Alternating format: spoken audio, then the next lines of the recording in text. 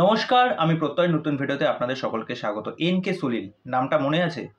এই এন.কে সলিল মানুষটা কিন্তু বাংলা সিনেমার একটা বিরাট যুগ এনে দিয়েছিল। তার লেখা সংলাপ কিন্তু আমরা মিঠুন চক্রবর্তী, দেব, জিৎ অনেকের মুখে শুনেছি এবং সেই সিনেমায় যখন সেই ডায়লগগুলো যখন শুনতাম সেগুলো জাস্ট গা গরম করা এবং সেগুলো আইকনিক ডায়লগ হয়ে গেছে এবং মানুষ এখনো মনে রেখেছে। আর দেখবেন যখন পোস্টার আসতো সিনেমার, সেই সিনেমার পোস্টারে যখন আমরা দেখতাম চিত্রনাট্যকার এবং সংলাপ হচ্ছে এন.কে সলিল এবং এন.কে সলিল মানেই আমরা জানতাম যে সেই সিনেমায় কিছু একটা হবে।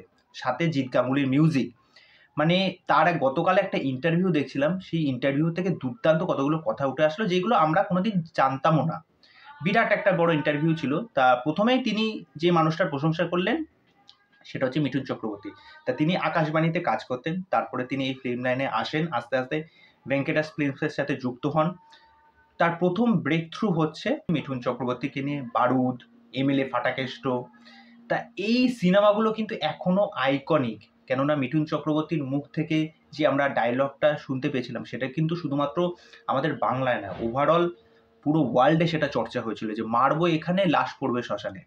কেননা তিনি তার ইন্টারভিউতে যখন বলেন যে মিঠুন চক্রবর্তীর সাথে তিনি 4 বছর যুক্ত ছিলেন, কাছে থেকে এই মানুষটাকে দেখেছিলেন। আর মিঠুন চক্রবর্তী যেহেতু নর্থ ক্যালকাতার ছেলে আর তিনি হাওড়ার ছেলে, এবং নর্থ ক্যালকাটা আর হাওড়ার একটা কালচার আছে, সেই রক কালচার। এবং মিঠুন চক্রবর্তী তার সাথে গল্প করতে করতে জানান যে তিনি যখন মানে ইয়ং এজে যখন ওই গলি চত্বর বা মহল্লায় যখন ঘুরে বেড়াতেন, যখন একটু বন্ধু বান্ধবদের নিয়ে এবং চ্যাংড়া বয়সে যখন যাকে বলে, সেই অবস্থায় যেই সমস্তগুলো রোয়াবিগুলো কাজ করতো যে এই সরে যা, নলে 3-4 পা ছিটকে যাবি। তো ওখান থেকে তিনি এই বিষয়টা ক্র্যাক করেন যে তার এই সিনেমা মানে এমএলএ ফাটাকেষ্ট বা মিনিস্টার ফাটাকেষ্ট যাই বলুন না কেন, সেই সিনেমা সেই আইকনিক ডায়লগটা যে মারবো এখানে, লাশ পড়বে শ্মশানে। এবং তিনি বলেন যে যখন মিঠুনদার সাথে কাজ করা শুরু করি এবং মিঠুনদা বলে যে এমন একটা চরিত্র কর যেটা লোকে মনে রাখবে। তারপরে মিঠুন চক্রবর্তীর জন্য তিনি সেই ক্যারেক্টারটা লেখেন, সেই ক্যারেক্টারটা কিন্তু এতটা জনপ্রিয় হয়ে গেছে যে ফাটাকেষ্ট।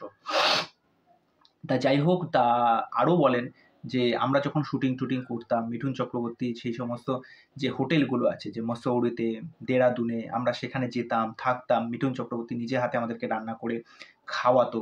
মানে মিঠুন চক্রবর্তীর কেরিয়ারে যে কটা সিনেমা, সেটা টাইগার বলুন, বারুদ বলুন, তুলকালাম মনে হয় বাদ আছে, অন্যান্য যে কটা সিনেমাগুলো আছে সেই প্রত্যেকটা সিনেমায় এন.কে সলির যে ডায়লগগুলো বা পাঞ্চ লাইনগুলো, সেই ডায়লগগুলো কিন্তু একদম আইকনিক। এরপরে চলে আসলো মানে দেবের কথায়। দেবের তার প্রথম কোন কাজটা হয়েছিল? I love you. তারপরে মন মানে না। তারপরে জিদ্দার সাথে দুই পৃথিবী। এবার দুই পৃথিবী নিয়ে একটা গল্প বললেন যে দুই পৃথিবী আমার কেরিয়ারের মধ্যে একদম আলাদা ধরনের একটা কাজ। কেন দুই পৃথিবীরও দেখবেন একটা সংলাপ আছে যে ভালোবাসা ভালোবাসে শুধুই তাকে ভালোবেসে ভালোবাসায় বেঁধে যে রাখে। এই লেখাগুলো কিন্তু ওনারই লেখা। ঠিক আছে? তা এই লেখাটাকে ইউজ করে অনেকে ফেসবুক পোস্ট বা অন্যান্য অনেক জায়গায় কিন্তু ইউজ করতেন। তা তিনি বলেন যে এই যে দুই পৃথিবীর যে গল্পটা, যে এই যে ম্যাপটা দেখানো হয়েছিল, এই যে কলকাতা থেকে জঙ্গলমহল, এই যে রুট, ঠিক আছে? এটা তিনি ম্যাপ করেছিলেন যে এই স্পটগুলো দেখানো হবে, যার জন্য কিন্তু দুই পৃথিবী তার খুব কাছের একটা ছবি। এবং সেই জায়গাগুলো যখন দেখানো হয়েছিল যে তারা দুজনে বাইক নিয়ে যখন ওই জায়গা থেকে যাত্রাপথ শুরু করলো, সেই যে গানটার সাথে সাথে আমরা প্রত্যেকটা জায়গা দেখতে পেয়েছিলাম যে শিবুর যে ক্যারেক্টারটা, তারপরে হচ্ছে জিতের যে ক্যারেক্টারটা, ঠিক আছে? সেটা কিন্তু মানুষ এখনো মনে রেখেছে এবং এখনো অডিয়েন্স চায় যে দেব এবং জিৎ একসাথে আবার ফিরুক। তারপরে সেই সময়ের আরেকটা বিরাট একটা ছবি, কোন ছবিটা? চিরদিনই তুমি যে আমার, সেটা মানে ব্লকবাস্টার হিট। আপনারা সকলেই জানেন রাজ চক্রবর্তী ডাইরেক্টর। তখন রাজ চক্রবর্তী তখন ইন্ডাস্ট্রিতে নতুন আসে এবং গল্প লেখার জন্য যখন ওই প্রডিউসার বা পরিচালকদের থেকে যখন বলা হয় যে এরকম একটা আছে, আমার গল্প লিখতে হবে, 11 দিনের মধ্যে তিনি চিরদিনই তুমি যে আমার গল্পটা লেখেন এবং গল্পটা লিখে সেই ক্যারেক্টার দুটো কিন্তু এখনো আইকনিক এবং চিরদিনই তুমি যে আমারের গানগুলো। তা ওই ক্যারেক্টারটাকে বোঝার জন্য তিনি তার এলাকার যে সমস্ত ইয়ং ছেলেমেয়ে আছে তাদের সাথে মেশেন, তাদেরকে মানে মোটামুটি ফলো করেন, দেখেন তাদের কথাবার্তা কী, তাদের চিন্তাধারা কী, সেই বয়ঃসন্ধিকালে মানুষের প্রেমের ক্ষেত্রে কী হয়, সেই বিষয়পত্রগুলো কিন্তু আমরা চিরদিনই তুমি যে আমারে দেখতে পেয়েছি।